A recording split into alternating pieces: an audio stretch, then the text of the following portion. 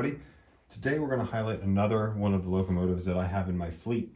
This one, as you can see, is the Creamsicle, or the Lionel's version of the Norfolk Southern Interstate Heritage Unit, which is an ES44ac diesel locomotive. So this model here, number 8105, was released in the 2012 Volume 2 catalog. It was also released as a non-powered unit with a different road number. Lionel released a matching freight car, which we have here, as well as a matching caboose to go with each of the Norfolk Southern Heritage diesels that they released that year. I do not have the caboose for this, but I do obviously have that freight car. The release of the Heritage units is obviously nothing new to Lionel. They released the Union Pacific ones a few catalogs before this. And this was the Norfolk Southern Heritage units were a celebration of the Norfolk Southern's 30th anniversary or birthday or merger of some railroads. To start off with the Lionel version of the ES44ac, this model has two maintenance-free motors, a fan-driven smoke unit, and can be controlled by legacy, TMCC, or conventionally, which is a transformer. It can run on as small as 0.54 curves. The reason for that is its length, which is about 19 inches long. It also has 3 axle trucks and the Kinematic Pilot. So the Pilot here is not attached to the truck, it's separate, which creates more of a realistic look as opposed to the pilots that spin with the trucks like we would see on the SD70 ACEs that Lionel has put out recently. Now, I want to take one moment just to talk about the Kinematic Pilot. Although it's a great feature, my layout, which has a minimum curve of 0.72, I have had some issues with this Pilot bumping into my Caboose Industry hand throws that I have on some of my switches.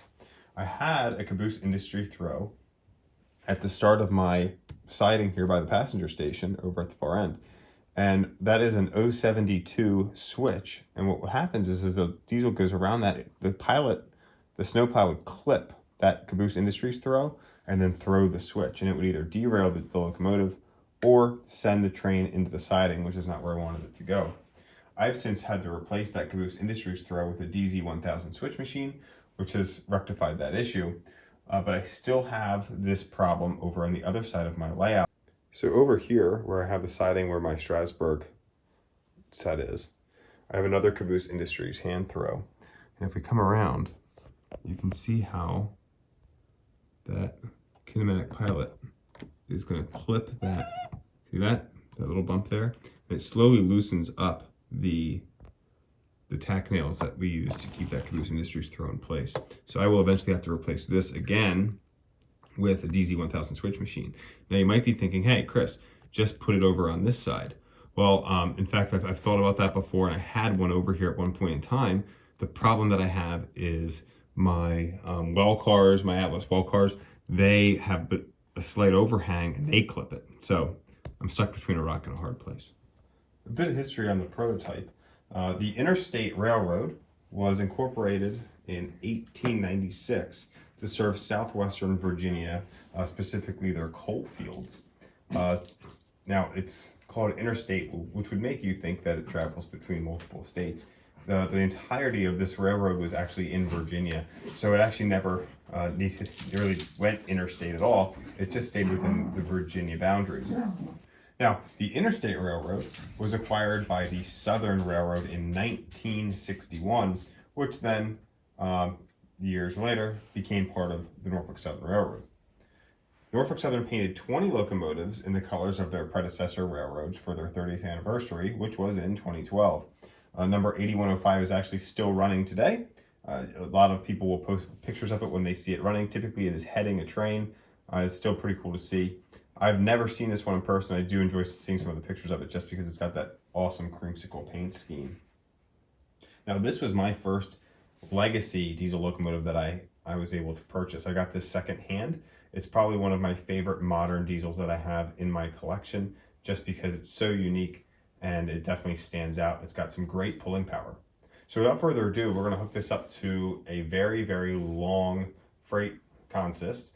It's going to be mixed freight, and this whole train is going to go in the tunnel, and as the last tank car enters the tunnel, the engine's going to be coming out the other side of the tunnel. This is quite long. We're going to run this with just this one locomotive so you can get an idea of just how strong this thing is with those two maintenance-free flywheel motors.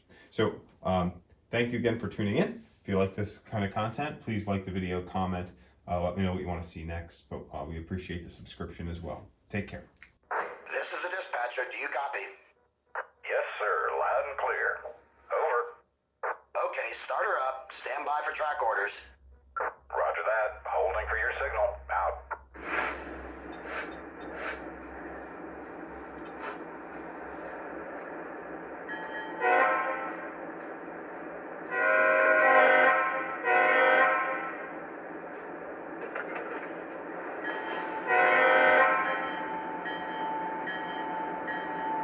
Dispatcher, we are underway. Over. Roger that. Have a good run. Out.